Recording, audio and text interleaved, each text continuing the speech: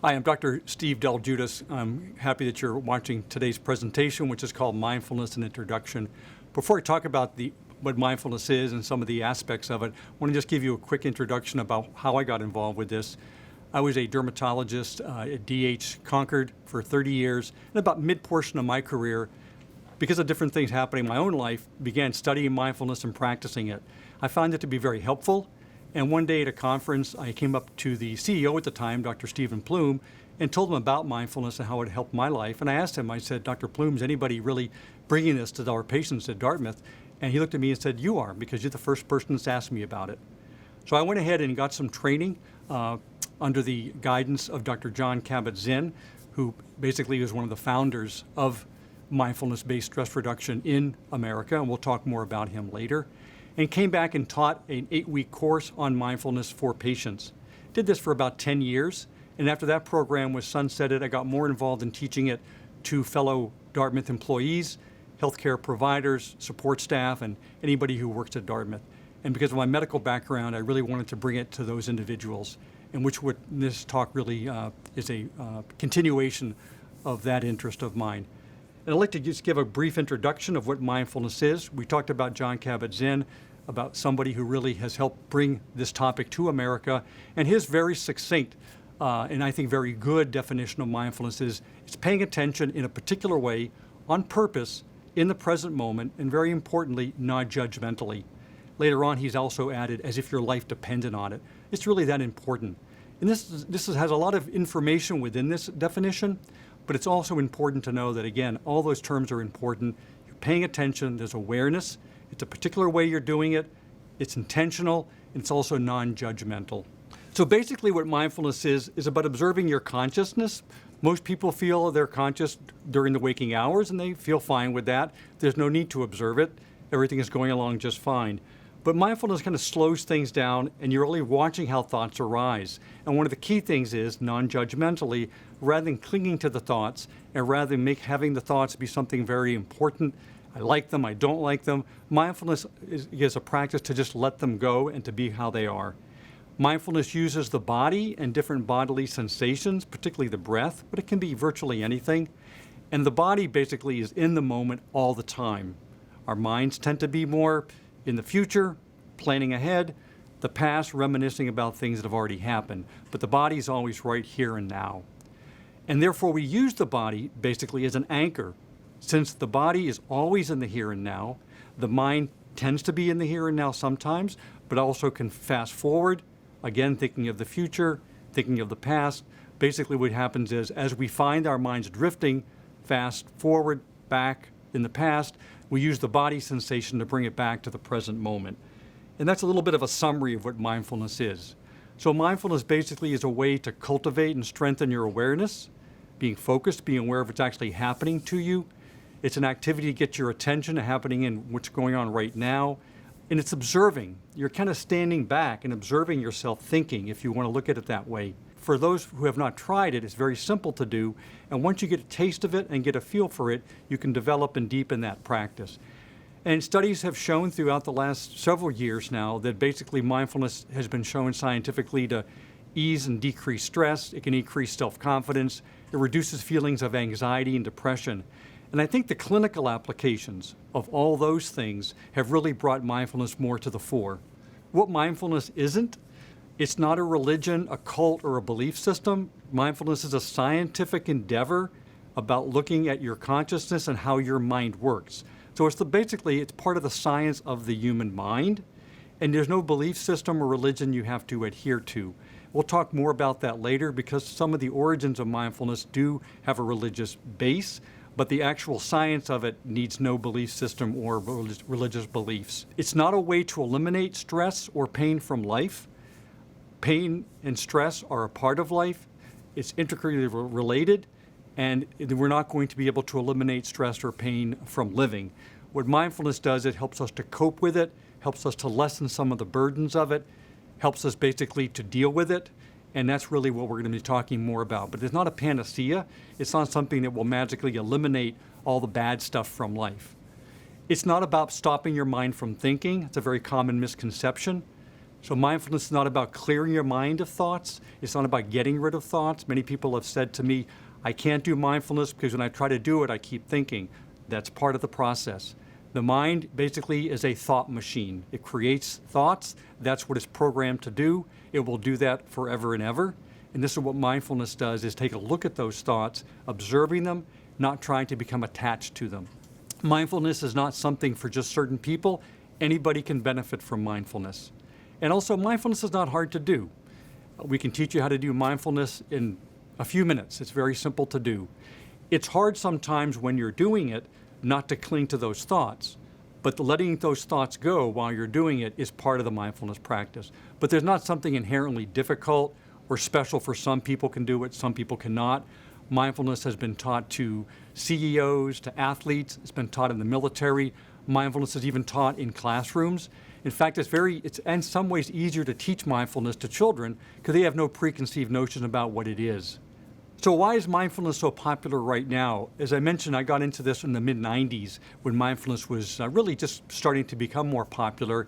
It's becoming much more popular in the last 10 to 20 years, and there's several reasons for that. One is, importantly, that the science of mindfulness, which is the science of consciousness, the science of the brain, has really helped to actually bolster why mindfulness is effective and showing the physiology, showing the medical applications, the clinical applications to mindfulness.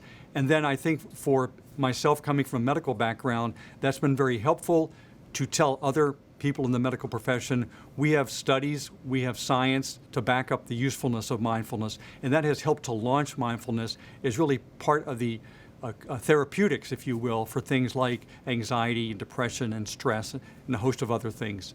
There's also a greater acceptance for mindfulness as a way to reduce stress. Oftentimes, our societies become more stressful, and there are so many things hitting us, and our consciousness is getting bombarded these days. So a way to reduce stress has become something to the fore.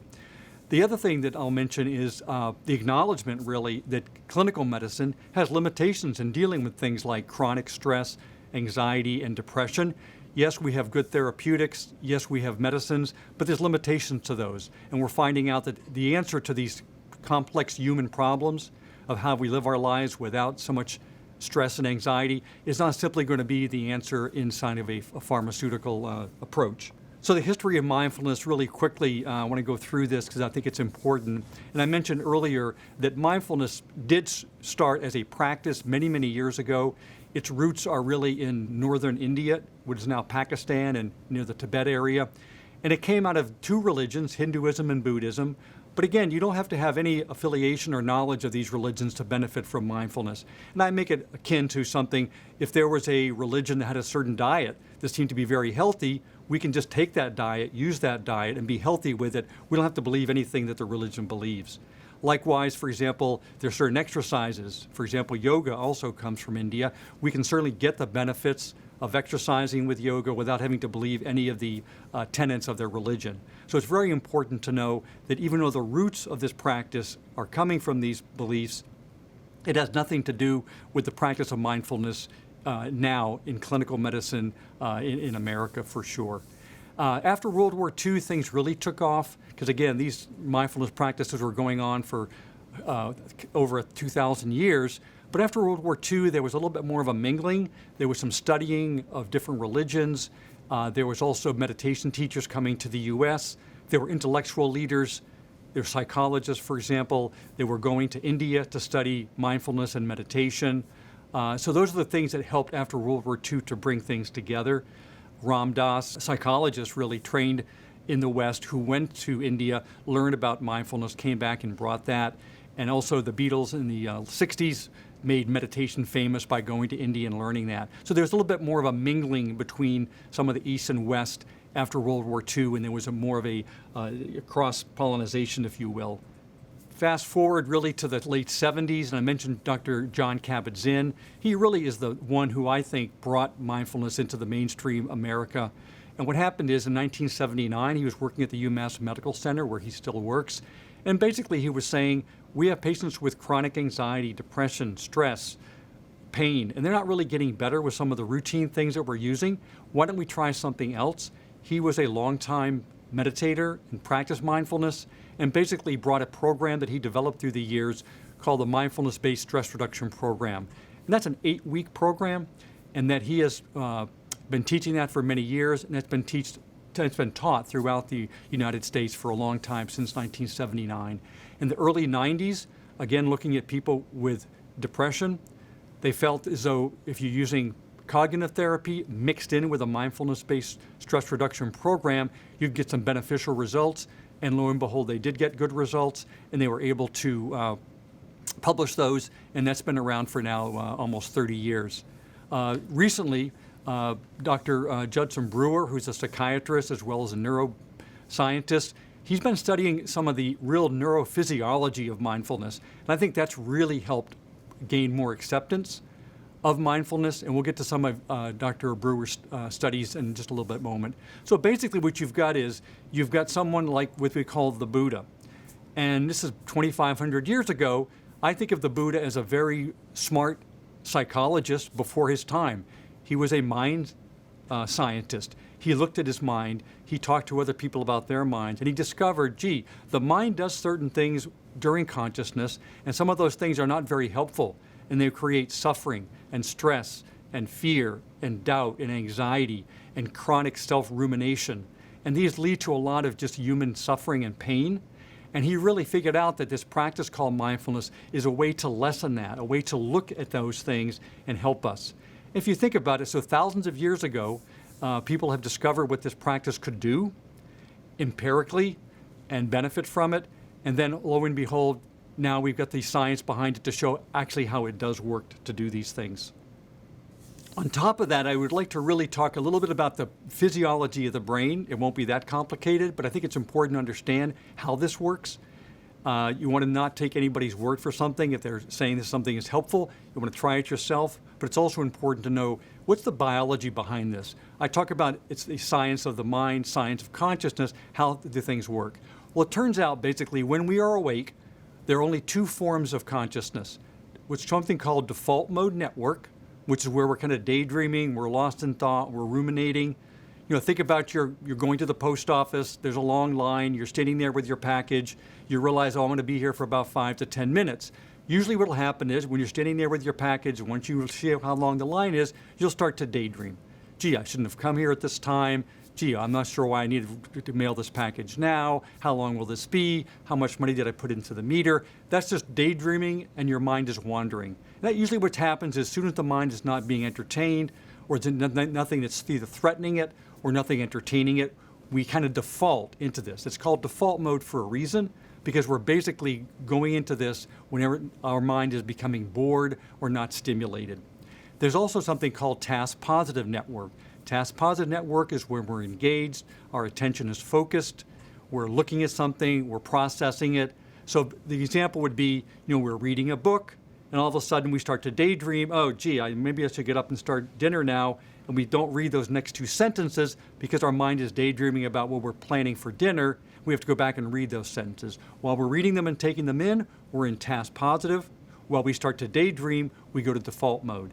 And our mind goes back and forth constantly from these two networks in the brain. And they actually are networks that we'll get into. So that's how consciousness works. That's the science of consciousness. When we're asleep, we're unconscious. That's a different form. But while we're awake, these are our only two methods of being conscious. What's important about these two is that they are mutually exclusive. You're either in one or the other. I like to show this diagram. And you can see that this is a diagram, it's fairly well known. You'll see a vase that's dark in the middle, and you'll see two silhouettes of profiles on the outside. If you look at it, you can see one or the other. It's hard to see both at the same time, because what your mind does is flips back and forth. Oh, I see the profile. Oh, I see this face, back and forth very quickly. And this is how the consciousness works. We flip from default mode to task positive all the time, back and forth. And bear with me, because this will be very important, because the practice of mindfulness uses the knowledge of these two networks to make sense of how this is happening. It turns out, I said these are networks in the brain. It's not important to look at the slide and to memorize the different parts of the brain, but it's a network, it's not a piece of the brain, it's different parts of the brain that are activated. And you can do functional MRIs to see when you're in default mode, certain parts of the brain are activated and sending signals, and when you're in task positive mode, other parts of the brain, it's a complementary part of the brain, is activated. And it goes back and forth and back and forth. And this is how the brain works. So what happens is, we talked a little bit about the functional MRIs. So these studies have been done. I mentioned Dr. Brewer previously, and he's done these studies and published them. So if you have somebody having a scan, and this scan basically measures activity in the brain. So what's happening when you are in the default mode, there are certain parts of the brain that are activated, and we can measure that. And then all of a sudden, when you flip into the task positive mode, we can measure that. What's interesting is when you are just paying attention to your body, focusing on the awareness of your body, you're in task positive. When you're daydreaming, when you're ruminating, when you're thinking of the past and the future, then you're in the default mode. And what's interesting is some of the parts of the brain that have to do with default mode, I'll talk about the amygdala. It's like a little almond-shaped part of the brain near the base of the brain. That part of the brain actually is involved with emotions, regulating emotions. It activates during fear. Patients who have chronic anxiety disorders have a larger amygdala.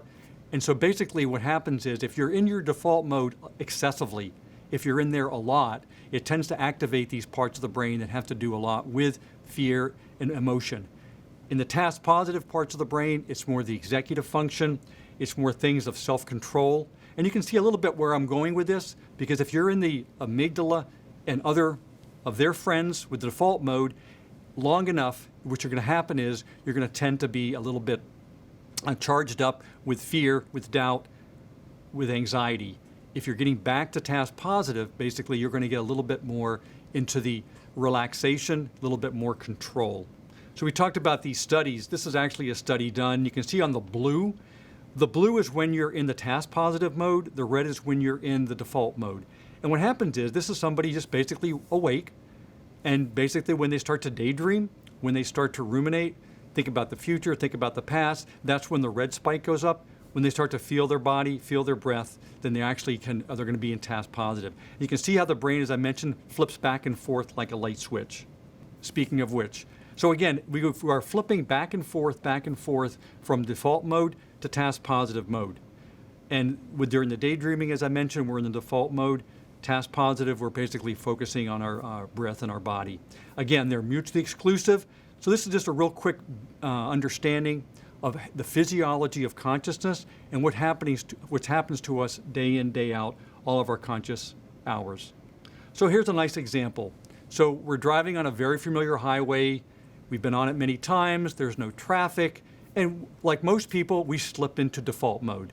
Now, we're supposed to be handling the wheel, feeling that, looking at the road, looking for stop signs, looking for alerts. But most of us, because we're not really entertained, we're not really fearful, there's not really much to get our attention to be riveted to something. Again, we slip into default mode. There's a reason they call it default. We slip into that. And so we're just kind of daydreaming, going along, thinking about what happened today at work. We're thinking about tomorrow, and we're going through our minds and playing this out. And then all of a sudden we see this, and we get right into the task positive. And all of a sudden we can break that daydream, and we're thinking task positive because of what's happening that's giving our attention to be much more fixed on something that's in our life. But then we pass, we look in the rearview mirror, the police officer's not following us, we get back into default mode. And this happens basically, this is an example, but this happens in our lives at work, day in and day out. We're talking to somebody, we don't really listen to a couple of sentences they're saying. We're, again, reading something, we miss what we're reading. We're looking at something, we don't really see it. And all these things happen day in, day out, slipping between default mode and task positive mode. One thing that's really important to know, because many people when I talk about this say, well, so what? I like being in default mode. I get out there on my porch with my cup of coffee and just daydream, think about last year's vacation, I think about what I'm doing next year. I love to daydream, I love to ruminate. There's nothing wrong with daydreams or rumination, that's not the problem. However, you should know about something called the negativity bias. This is also part of how the brain works. The negativity bias is kind of hardwired in our brains, and the negativity bias is when we get different phenomenon occurring to us, the bad stuff tends to stick, the good stuff tends to slip away. And just think about this in your own life. You're for an annual review, and your boss says 9 things good about you and 1 thing a little bit negative or critical, you walk out of that room, and I can assure you, you're going to remember that 1 thing that's critical. This is just how the human brain is working. And we've evolved to do this. This is important for us to be vigilant and to basically look at the negative and to give that much more attention. The problem is that when you give things negative much more attention, years upon years upon years, it develops a little bit more of doubt, a little bit more self-recrimination, blame. It can feel anxious, and you can also feel depressed. So if you take it to the extreme, the negativity bias is something that's built in to help us survive and be vigilant, but an imbalance of negative thoughts can also make us feel somewhat depressed and feeling less than our joyous selves. And here's a good example, basically. So we'll go back hundreds of thousands of years. We're in the jungle. We see some grass. We see something that's kind of brown. Well, it could be a stone. It could be an animal. We don't know what it is. So we've evolved to think, let's assume the worst. Let's assume that behind that is going to be a tiger. And so you can see how the negativity bias has helped our ancestors survive. But now fast forward into modernity, into modern society, where all these things are coming at us, and we're always tend to assume the worst and to assume things that will be negative. So what mindfulness does basically is helps us to restore this mental balance. And again, default mode, task positive mode, it's not one is good, one is bad. It's that we tend to be more in the default mode, which because of negativity bias is keeping us feeling a little bit more anxious, depressed, fearful, and doubtful. So mindfulness helps us to restore that. And we'll talk a little bit how that happens. So we want to get away from the domination of the default mode. And one study has shown that when people are awake, they're in the default mode about 48% of the time. Now, 48% of the time, not when they're just sitting by themselves having coffee or waiting at the post office. Those examples might be 90% of the time. We're talking about just a normal human being walking around doing their work is in default mode almost 50% of the time. And again, you can watch this in your own life, when you're driving home, when you're standing somewhere, when you're doing some work, when you're on the phone with somebody, how quickly we go into that default mode. So the practice of mindfulness is kind of reset this balance. And it resets the balance by something very, very simple, and that is by being calm, by observing our minds without stimulation, and to observe how quickly we fall into default mode. And when we fall into default mode, what we do is we be aware of it, and we switch that over to task positive. That's the neurobiological explanation for mindfulness practice. Those are a lot of technical terms and a lot of neurobiology. Again, I think it's important to understand what's happening neurobiologically, because these are things that are real, and we have such good science now to show what's happening. But in common terms, mindfulness is about observing how your mind wanders, observing how it likes to be entertained, and how it creates thoughts about the future, and how it has thoughts about the past. That's what it likes to do. It's a thought-making machine. It creates all these, like a bubble machine, and it's constantly creating these bubbles of thoughts. What mindfulness does is learning not to react to them, not to cling to them, not to go with them, not to take them that seriously. And really, it's that simple. So getting started. I think getting started is just to say, I've heard about mindfulness, I've tried it once, didn't really continue. I wanted to make a commitment to just practice mindfulness. That's the most important thing to do right then and there. Then to dedicate a time to practice regularly, and then explore what works best for you. Many people talk about, well, do I do it sitting down, do it lying down? There's no hard and fast rules. And basically what you want to do is set a time, start slow, 5 minutes, 10 minutes a day, extend it if you want. And then basically what you're doing is you're sitting down or lying down, and as thoughts arise, you feel your body, feel your breath, feel something realistically and happening in your body at that time. And when you feel that, you don't need to stop the thinking. It stops automatically because you're switching to task positive and feeling a physical sensation. And what happens is, over and over again, the mind will tend to wander, and you'll come back to the physical sensations of the body, back and forth, back and forth. For resources, there are teachers, there's literature, there are courses and things you can take. And today there are a lot of mindfulness apps that you can explore and see what works for you. And again, you want to explore and see what works and helps you deepen your practice, continuing your practice. But remember that when the jogging craze first started out, there were more people buying jogging shoes than keeping up with their jogging practice. And mindfulness tends to be that way a little bit now, where people say, gee, I've heard this is great, cover of Time magazine, I heard these celebrities are doing it, these athletes are doing it, I want to get some of that too. And so what happens is that we have this great initiative to do something that we know is good for our bodies, but let that slide away and it becomes yesterday's news. So really, that's where it's important to make the commitment and say, gee, I want to try this, I want to get some benefit from this, I've heard about it, I'm really interested. You really have to make that commitment because it does take time, and time is the biggest obstacle to people doing this practice. When I teach courses on mindfulness, always number one obstacle of why we're not practicing is I don't have enough time. And it turns out that mindfulness does not create any more than 168 hours in the week. Like anything else, that's our fixed time. So if you do make a commitment to practice mindfulness, by definition, you will be doing less of something else. And it's important to know that because what you'll say is, it's that important to me, I want to make that commitment. But start small, let it grow, find out what works for you. Also, I want to talk about what I call informal practice. The formal practice where you're sitting or lying down and you're going to be doing a dedicated time to the mindfulness practice, which many people call meditation. You can use them synonymously, but basically you're going to be sitting down or lying down for a set amount of time just to basically observe your thoughts and let them go if they arise, and to feel your breathing and to feel your body and to let the body's sensations be your anchor as thoughts may come and go. So that's the formal practice. The informal practice really is, and you'll find if you do the formal practice, you'll slip into the informal practice, and that is that you'll be listening a little bit more attentively. Because as your mind starts to wander, and the person is saying, gee, you know what happened to me? I saw this movie last week. And you're thinking, oh boy, I don't want to hear about this movie anymore. And your mind starts wondering, gee, how long are they going to be? I shouldn't have walked in here. I knew I'd run into this person. When all the mind starts doing that, you didn't listen for that 5 seconds. So basically what happens is that thought that comes up, oh, let that go. Let that person's voice be the visual and the verbal anchor to reality. Because that's what's happening really right now, is that's the reality of the moment.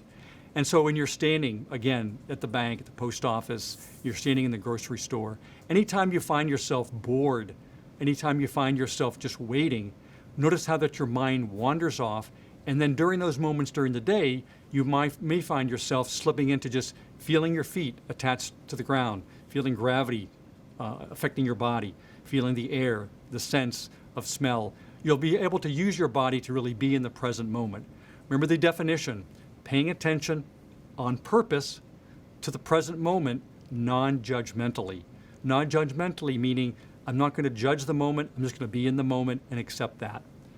And acceptance is really a big part of why people feel more calm when stress does come and things that we can't control are upon us. And you let things that come, let things go, and then you see what remains. And that's kind of more of a poetic way of explaining what mindfulness is.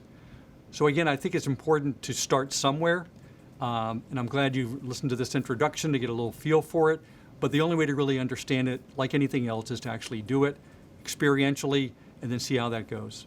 Thank you for listening today.